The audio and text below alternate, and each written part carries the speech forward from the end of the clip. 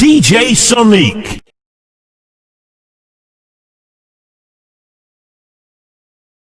Charlie Cox. How I got really into, I grew up around music, right? You know, my dad, he'd done everything from, he was a postman, but he'd also been trying to be a stand-up comedian and all sorts of things. He had his band, didn't he, with Barry? Yeah, he had a comedy double act with Barry, and he played with his pal Barry and that. So I've been around that, but my dad was a postman. So the reason he'd do the post office so he could be finished by 10 o'clock in the morning, and then he'd go and do his stuff or learn his acts and stuff like that.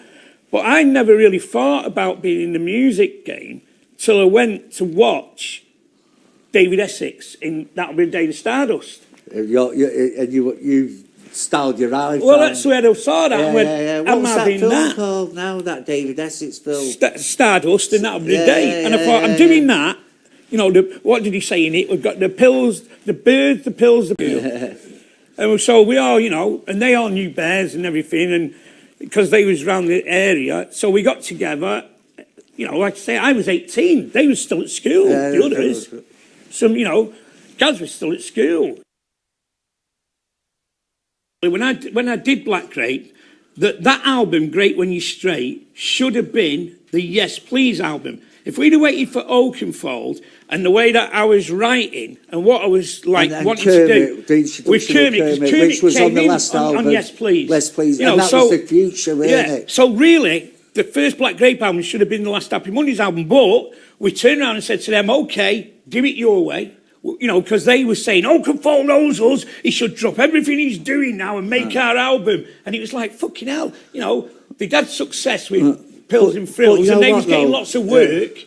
And, you know, we just said, well, let them do what they've got to do, and then when they've done that, we'll work with them. But the rest of them was going, no. And he was getting pressure off, we need an album now. But you know what, though, it was great to meet Chris Francis. Yeah, I mean, great people, great producers. Massive Talking Head fans, weren't we? Yeah, absolutely. I mean, brilliant producers, brilliant people, but it wasn't right for us. Classic old school way, weren't it? It wasn't right for the way that we wanted to work. We'd worked... You know, the way that the old original, you know, sit there while the drummer, you know, does a million beats on his drum for 17 hours. Yeah, and then we moved on to the new production techniques of the time. And, you know, but after we did Pills and Frills, and that's how we wanted to work. But they got sort of, you know, Chris and Tina was really, come on, boys, you know, you're fantastic and you're great. And, you know, to the rest of the band, and I just couldn't write. I couldn't write to the music that was coming out, so... Well, you couldn't write because you was asking me to do it for you. Fuck off. I just couldn't do it, you know, it wasn't turning me on. Let's come up with some lyrics for me, will you, please? You know, all the stuff about throwing things through windows and televisions and doing all the mad, crazy stuff, right? We never really did that because we always had Class A drugs with us, and the last thing we wanted was the police or anybody coming and crashing in on us and all getting wiped up because we all had Class A. So we never threw things out of windows, and we never, you know, we might have been mad in our thing, but we never attracted unwanted attention. I mean, you know, all right, the cops came in a few times, but we never attracted that. You know, so we never did all that sort of shit. We was rock and roll, but we didn't throw fucking things through windows or smash up hotel rooms because you're only going to pay for them yourself. You know, we could have bought drugs with that money. Music's a great thing, you know, it heals, you know, it makes you happy, you know, music's fantastic. It's part of like escapism, isn't it? When you were like, you put your tunes on and you have whatever you do, have a drink, get stoned, and you're sitting there and it takes you away from you know, the shit life that you're living at the time, you know. I mean, that's when I was, you know, we used to play records, you know, as a school kid, records and playing records and, you know, going buying them was, you know, it's what kept me happy, you know. I didn't really play sports or anything like that, you know. It was like, you know, we listened to music and got stoned. Everyone in the band grew up with family members and people that music was really important to them. I mean, in my cousin's family, there was 11 of them, you know, and they're all at slightly different ages, you know, age gaps. So, you know, the girls and the older lads, and they was into slightly different things. So, you know, I grew up with Captain Beefheart there, also, you know, with David Bowie and then the girls being into, you know, Rocket Man with Elton John and then Northern Soul and Motown and all sorts of stuff going on that I got licensed, you know. Well, there were so many genres as kids growing up. It was like we had the massive Northern Soul scene. Yeah. We had the metal Rush Trail, Led Zeppelin, all that. Then you had the ska, didn't we? The punk ska thing going on. I mean, that was the thing about us lot, right? Because it was very sort of, at the time when we was kids, music was very clanny. You was either a punk, or you was either a ska boy, or a Northern Soul boy. You know, you was either, you know, or, you know, and then it sort of became, you was either into Joy Division or whatever. You know, it was very, very... Clicker.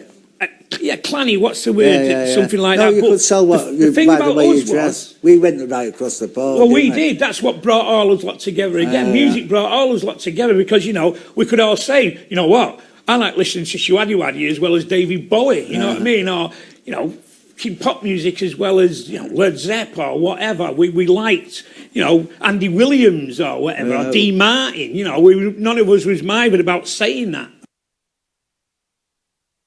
And I could consider Shaun as one of my like greatest friends, you know what I mean?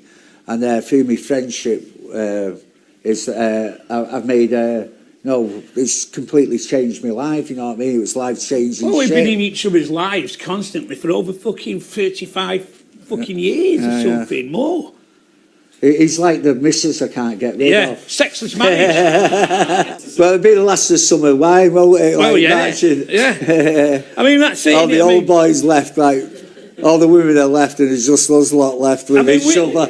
Even though we're in fucking nearly 60-year-old bodies, we're still like fucking 21 in our heads. If I was still running around in this fucking looking like this, as I did when I was 18 or 21, like any person, you think, he's a fucking knob lunatic. He should be fucking took away by the men in the yellow coats and locked up. You don't run around, nobody runs around like fucking 18-year-old when they're fucking nearly 60. You know, if you do, you know, you really are... You know, you've got a mental illness or something. It's something, you know, you've got a condition. I mean, I have a condition, but, you know, you've got another condition. Don't know what it is, but you're not fucking right. You know, like, even though I say I'm still 20, 21, 25 in my head, you know, in a way, I'm fucking 58. You know, you constantly, I mean, it's all about constantly reinventing yourself, but I don't purposely go out to reinvent myself. It's just, you know, it's just a natural what you do. You know, I mean, you know, you got someone like Bowie who purposely reinvented himself and changed his images and, you know, and things. I mean, you know, we really don't dress really any different than what we did back in the fucking, you know, 80s. I mean, that picture of me with fucking Ronnie Biggs, I've got a fucking Ralph Lauren fucking windbreaker on and fucking pair of black jeans with white trainers.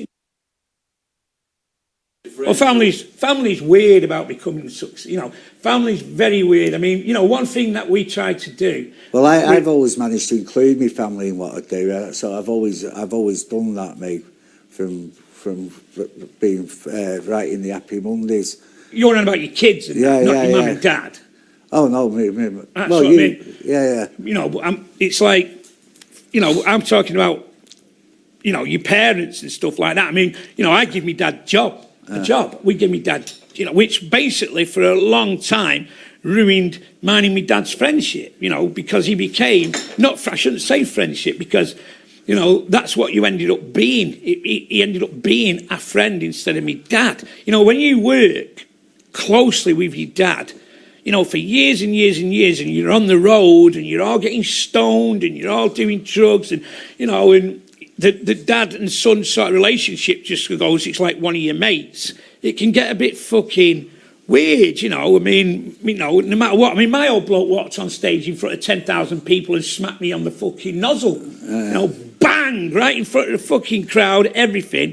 You know, because I told him... DJ Soul's son. Yeah. You know, well, remember that, I can't hear the fucking sound monitors. My old bloke was supposed to be on the monitors. I can't fucking hear them. We're at Wembley State Arena. I've got fucking 10 or something, 15,000 people there. I can't hear fuck all. My dad's supposed to be on them. And I go like this, will you fucking sort this out? And he stood there like, I look round and he's going like that. And I'm going, will you fucking sort this out, you twat? I think and he walked on stage and went, don't fucking speak to me like that.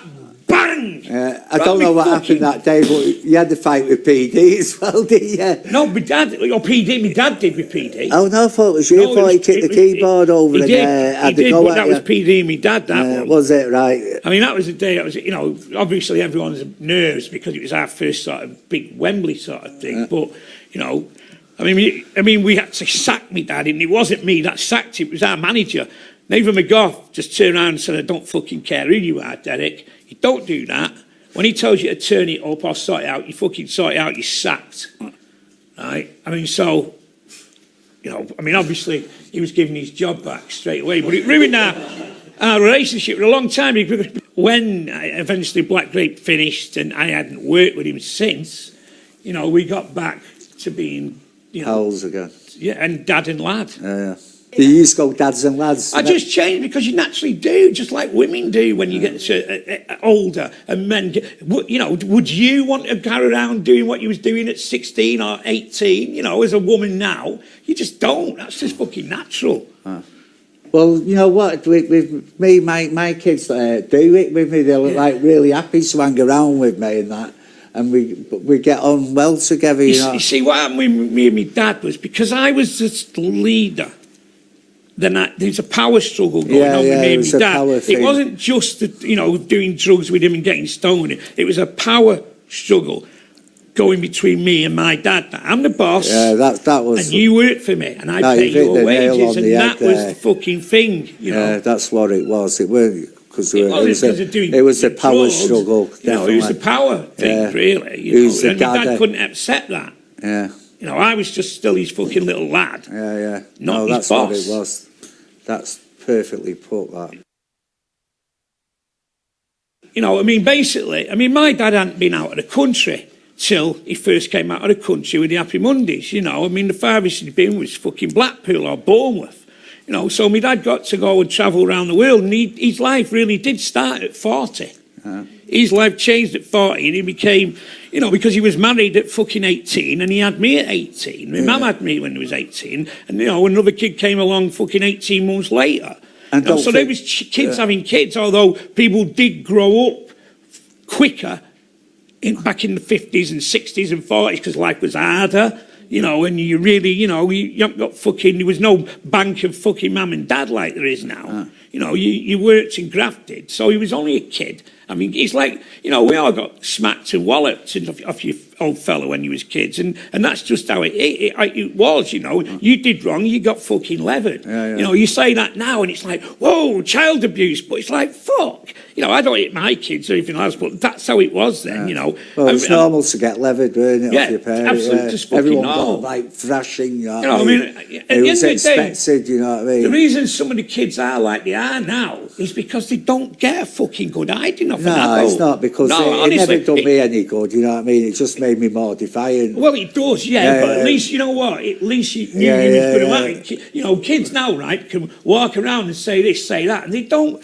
When you was young and you saw a grown bloke and you working, so it says, fuck off, you dickhead. Just levy you. And now kids are walking around like Charlie Big Potatoes. But what it was then, we expected it, so it didn't make any difference, you know what I mean? I'm not saying it's right to hit your kids, because you don't hit your kids, right? Don't get me wrong. I was just saying, No, but that's how it was. Back, corporal punishment was the order of the day, weren't it? You know what I mean? Yeah. You just got you got the whack at school, you got beat up at home, you know what I mean? It's like the good old days. Yeah, part of everyday life, you know what I mean? Yeah. But it didn't make you behave, though. No, but like you say, once you took a beating, you knew you could take a beating. Yeah. Once you've been caned on the arse in school, on the hand and that, you just knew that it's nothing, and you don't stop doing what you're doing. Especially because what they didn't know then, I mean, it's like if I look at all my mates and kids at school and all my pals that we knocked around with later on in life, we all attracted a certain type of people. Well, all those people, really, 90% of them, when I look back at that the kids was in set 4 with me, every one of them had learning difficulties. He was either dyslexic or ADHD or ADDD or autistic, whatever. In that my class was mad at school because it was just crowd control. I mean, and that was all it was about, because all these kids are conditioned. And when you're mates and you know, you're in that setting and that, and then so it's, you know, as you're getting older and 19 and 20, all your pals that you meet, that you get on with, you know, or you've known from school, they're all like you because you're in that environment with them. And, well, I think we're all so mad because I worked out it could have been vaccine damage, because at the time, remember that the special schools were like what your niece has got. Yeah. You know what I mean? And there was all that damage. My kids, I've got two kids that had ADHD. Measles vaccine. Yeah, it was causing a lot of damage at the time. I think we was all nuts because of that, you know what I mean? Oh, it was a lead in the water in Salford. Oh, there's that as well. There's like loads of... You know, that the Romans left behind. I mean, today, you know, it's spotted. It really is, you know, it's like, you know, and there's just as many kids now, in fact, more, because they're spotting it with conditions, with ADHD and everything else. It's spotted and it's supposedly looked after at school. Well, they're just like giving everything labels these days, you know what I mean? You know, there's more of it now, especially at, not, you know, at what do you call them, schools. I'm against all this, like, giving all these kids these fucking, like, conditions, you know what I mean?